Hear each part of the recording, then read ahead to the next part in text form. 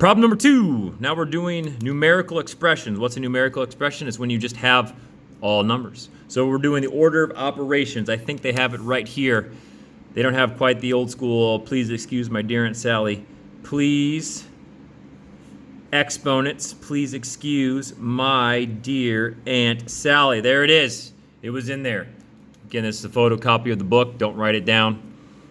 Don't write that down, but follow along here. I'm on page 11, by the way, doing problem number 2. So we're doing math. We're doing the order of operations. So here's what my challenge, okay? We can all do this one step at a time. Okay, parentheses are first. 6 minus 2 is 4. Gotcha. 4 to the third power should be next. It's 64. 64 divided by 2. Boom, 32. My challenge to you is if you get really good at your calculator skills, you should be able to put the whole thing in your calculator in one move. So basically, like I said, type it like you see it. Now, some teachers don't like this because, like, oh, you're not making them do it the old way. It's like, well, it's time to evolve, people. If we have the ability to do it faster, why are you holding people back? 32, sweet, same thing. So, type it like I see it, order of operations. The calculator is programmed to order of operations. It sees this and it says, oh, okay, I'm gonna do 6 minus 2 first, and then I'm gonna cube it, and then I'm gonna divide by 2. The same steps here. Now, I'm gonna see if I can do that again. It's very, very similar. Okay, here we go. 2 to the 4th power. Now again, if I'm stuck up in the exponent world, I gotta go over to get back down. Minus 1 divided by 5. Oh man, this is easy. I type it like I say. Oh no. What just happened? I'll tell you what happened. When you have a large division symbol, big fraction bar, you need to treat it like this. Look what they did. They did this first. All of this. Anytime you see a fraction bar, I'm going to skip right to part D. Anytime you have a big fraction bar, you need to do everything on top and then everything on the bottom. And 90,000% of the time, the division will be the last move. Look at that. Division, last move. All right? So, if you were going to type it in your calculator, like I just did, my calculator, I don't want to say it's too smart, but it's too programmed. It's going to see, oh, look, a 1/5. And then 2 to the 4th power minus that. So the calculator did this and then subtracted 1/5. That's not what I want. I want you, calculator, to do that first and then divide by 5. There we go. So sometimes you need to overrule the calculator's programming with brackets. So you got to use your skills to overthrow, overrule. I made a hybrid word. Overrun the calculator's programming. So there you go. Apply the brackets and then you should be good to go. Worst case scenario, when it comes to these big divisions, I kind of do what they do. I just take care of everything on top, get the 15, and I would just do 15 divided by 5. So that's what I would do. I would do 2 to the 4th power minus 1. Oh, it's 15. There you go. I don't like to bite off way more than I can chew. I mean, it's risky. The more you type, the more likely you will make a mistake. So take your time.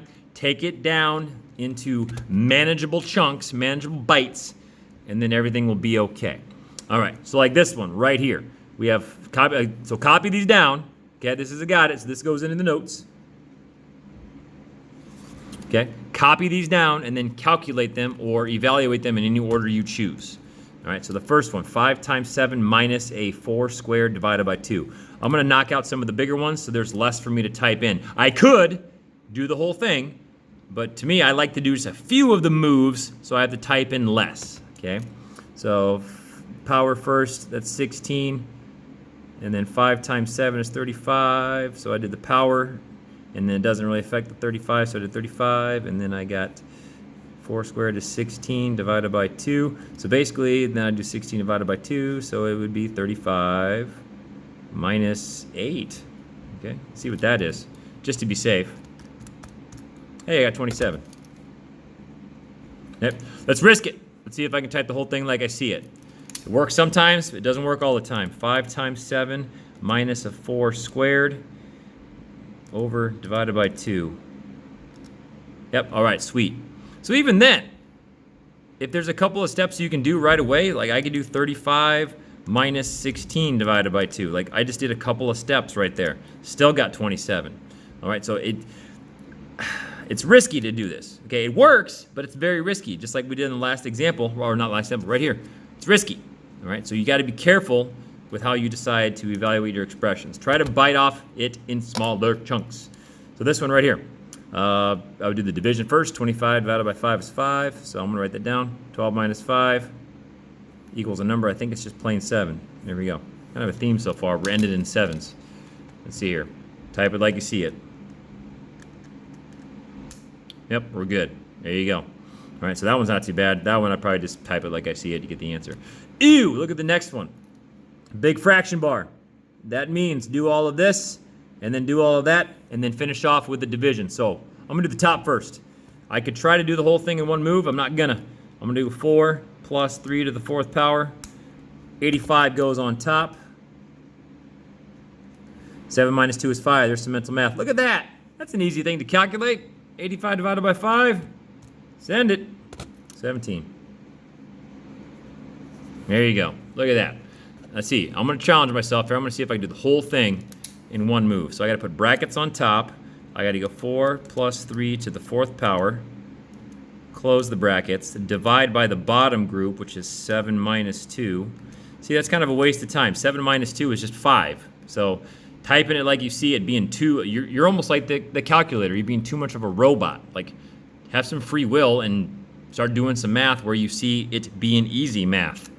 Hey, 17. You like my full sentences? I dig them. Okay. Talked about 2D already. How does a fraction bar act as a grouping symbol? Like so. The fraction bar actually has hidden grouping symbols on top and the bottom. Okay, so most of the time when you see a big fraction bar like that, division will be your last move. Problem 3, coming soon.